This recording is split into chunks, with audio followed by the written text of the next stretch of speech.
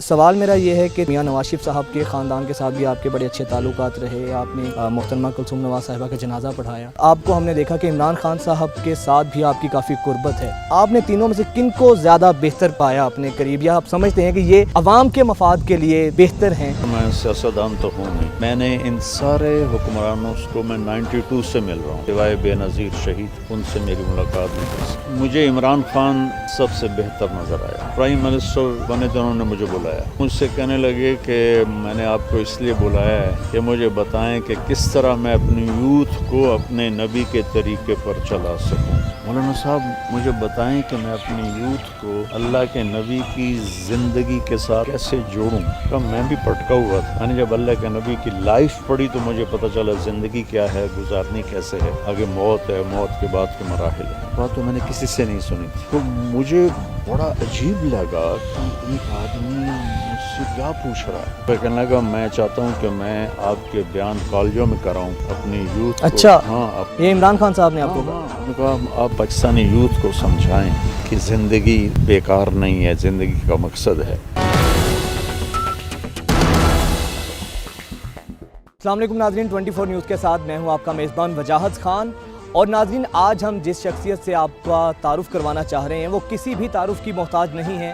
میری مراد عالم اسلام کے مقبول اور معروف مبلغ جناب حضرت مولانا طارق جمیل صاحب اس وقت ہمارے ساتھ موجود ہیں۔ ہمارے لیے بڑی سعادت ہے کہ انہوں نے اپنی ناسازی طبع کے باوجود ہمیں اپنا قیمتی وقت دیا، ہمیں یہاں پہ انوائٹ کیا، بڑا زبردست ہمارا اکرام کیا، مہمان نوازی کی۔ مولانا بہت شکر گزار ہیں ہم آپ کے، آپ نے اتنی مصروف زندگی میں سے اپنے ہمارے لیے ٹائم نکالا۔ حضرت یہ بتائیے گا کہ MTJ فاؤنڈیشن اب آپ نے آ کے بنائی ہے، بڑے لوگوں نے سوالات کیے کہ آخر کیوں، یہ علماء کرام کا تو شاید کام ہی نہیں ہے، ان کا کام ہی دینداری ہے، تو سر یہ بتائیے کہ ذرا اس کا بنیادی مقصد کیا ہے، جو آپ کے آئیڈیا کیا آیا مائنڈ میں ایسا؟ یہ بھی دینداری کا حصہ ہے، تجارت نبیوں کا پیشہ ہے، سارے صحابہ یا تاجر تھے یا زمیندار تھے، بالکل، مکہ والے تاجر تھے، مدینہ والے زمیندار تھے، تو زمیندارہ ہمارا آبائی پیشہ ہے، اور اس برانڈ کے بنانے کا مقصد کوئی اس عمر میں آ کے دنیا کا معنی نہیں ہے، بلکہ جو میرے دینی ادارے ہیں میں انہیں زکوٰۃ فری کرنا چاہتا ہوں، مانگنا نہیں چاہتا۔ بالکل، میں چاہتا ہوں کہ میرے پاس جتنے ادارے ہیں وہ اپنے پاؤں پہ کھڑے ہوں، ٹھیک، اور ہم بچوں کو زکوٰۃ نہ کھلائیں۔ زکوٰۃ غریبوں کا حق ہے، مسکینوں کا حق ہے، بیواؤں کا حق ہے، مریضوں کا حق ہے، ٹھیک، جن کے سر پہ چھت نہیں ہے ان کا حق ہے، جن کی بچیاں جوان بیٹھی ہیں شادی کے اسباب نہیں ان کا حق ہے۔ تو طلبہ طالب علم ایک بڑا عظیم بچہ ہوتا ہے جو قرآن پڑھ رہا ہوتا ہے، تو اس کو ہم اچھا کھلائیں، پاک صاف مال کھلائیں، میل کچیل نہ کھلائیں۔ پچھلے سال تو رات کوئی 2 بجے بیٹھے بات کرتے کرتے یہ خیال آیا کہ کوئی اپنا کام کیا جائے، صحیح، جس سے مدرسے کو فیڈ کیا جائے۔ کیا وجہ ہے مولانا جب بھی کوئی اسلامک لوگ، جس طرح ابھی آپ نے یہ کام شروع کیا ہے، اتنی نیگیٹیوٹی کیوں ہے، تنقید اتنا، کیا یہ دنیا کیا ہمارے جو عام مسلمان طبقہ ہے اس کے مائنڈ میں کوئی خلش ہے، یا وہ تذبذب کا شکار ہیں کہ شاید دنیا دار لوگوں کا ہی یہ کام ہے، دینداروں کو نہیں آنا چاہیے؟ یہ ایک غلط تصور بن گیا ہے کہ جو عالم دین ہے وہ دنیا کا کام نہیں کر سکتا، اسے تو بس مدرسے میں بیٹھ کے پڑھانا چاہیے۔ تو حضرت امام ابو حنیفہ جن کو ہم فالو کرتے ہیں، بالکل، وہ کوفہ کے سب سے بڑے کپڑے کے تاجر تھے، صحیح، سب سے بڑے کپڑے کے تاجر ابو حنیفہ رحمہ اللہ تھے۔ ان کے شاگرد قاضی ابو یوسف وہ عباسی سلطنت کے چیف جسٹس بنے، واہ، اچھا، ہارون رشید نے ان کو چیف جسٹس بنایا، 17 سال ایز اے چیف جسٹس۔ اسلامی تاریخ میں ایک ہی آدمی چیف جسٹس بنا ہے، صحیح، اس کے بعد کوئی نہیں بنا۔ تو انہوں نے اتنے بڑے عہدے کو بھی چلایا اور دین کا کام بھی کیا۔ تو یہ اپنی تاریخیں نہیں پڑھتے، بس انگریزوں نے ایک تصور ڈال دیا غلط، ایک ہمارا علم غلط ہے، ایک ہمارے اخلاق بگڑے ہوئے ہیں۔ یہ مسئلہ ہے کہاں پہ؟ نظام تعلیم کا فقدان ہے، اس میں کوئی کمی بیشی ہے، تربیت کی کمی ہے، کہ کچھ نہ کچھ تو وجہ ہے جو ہماری قوم تک یا مسلمانوں تک وہ صحیح چیزیں جن کے بارے میں آپ بتا رہے ہیں وہ پہنچ نہیں پا رہی. جی وجاہت بیٹا، ایک تو علم کی کمی ہے، ہمارا علم صحیح نہیں. ہمارے بچوں کو بچپن سے لے کر اور وہ بڑی بڑی ڈگریاں لے جاتے ہیں، ان کو سورۃ فاتحہ کا ترجمہ نہیں آتا. جس کو قرآن سے روشنی نہیں ملی وہ جاہل ہے.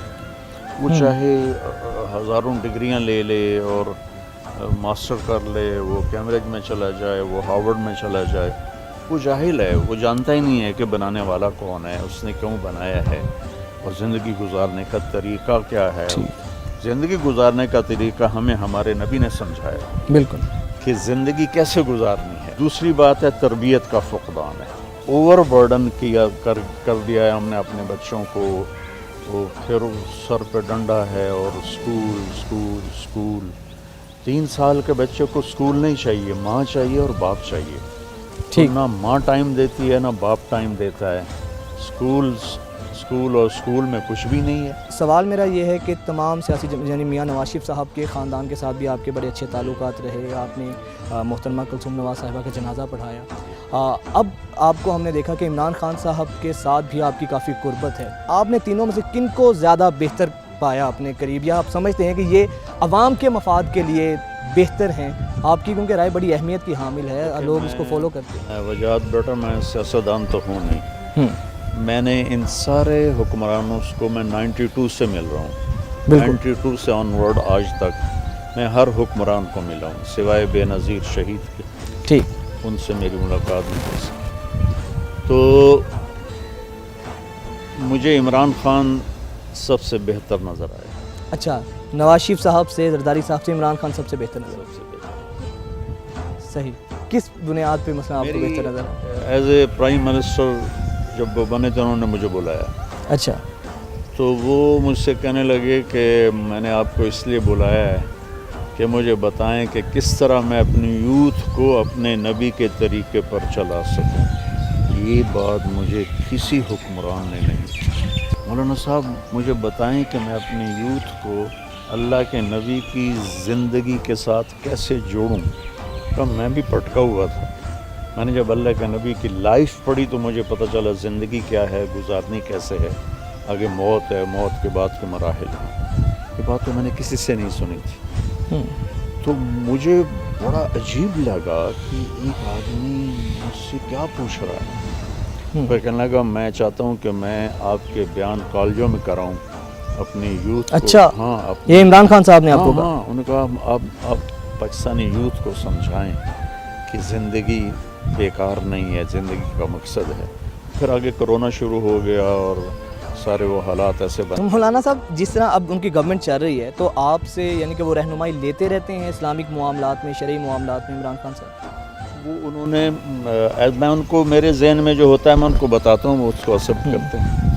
اچھا، یہ حکومت دعویٰ کرتی ہے کہ ہم ریاست مدینہ کی طرز پر جو ہے نا ملک کو چلانا چاہتے ہیں، لیکن آپ نہیں سمجھتے کہ جس طرح کے معاملات ہیں اپنے ان کے وزراء کی کرپشن سامنے آتی ہے، ان کے کیسز ہمیں دیکھنے کو ملتے ہیں، آپ سمجھتے ہیں کہیں نہ کہیں حکومت میں ابھی ایسی کوتاہیاں ہیں جن میں اصلاح کی ضرورت ہے؟ بالکل. دوسرا یہ ہے کہ 72 سال کا کچرا ہے، اس کو 3 سال میں کیسے صاف کیا جا سکتا ہے. ہمارے ریڈی والے سے لے کر اوپر میلوں والے سب خیانت کے راستے پر چلے گئے. تو اب یہاں ایک آدمی اس گاؤں میں ایک بچہ ماں کوئی پٹائی کر رہا ہے، دیہاتوں میں ہوتا رہتا ہے، تو اس کو پی ٹی آئی کیسے روکے گی.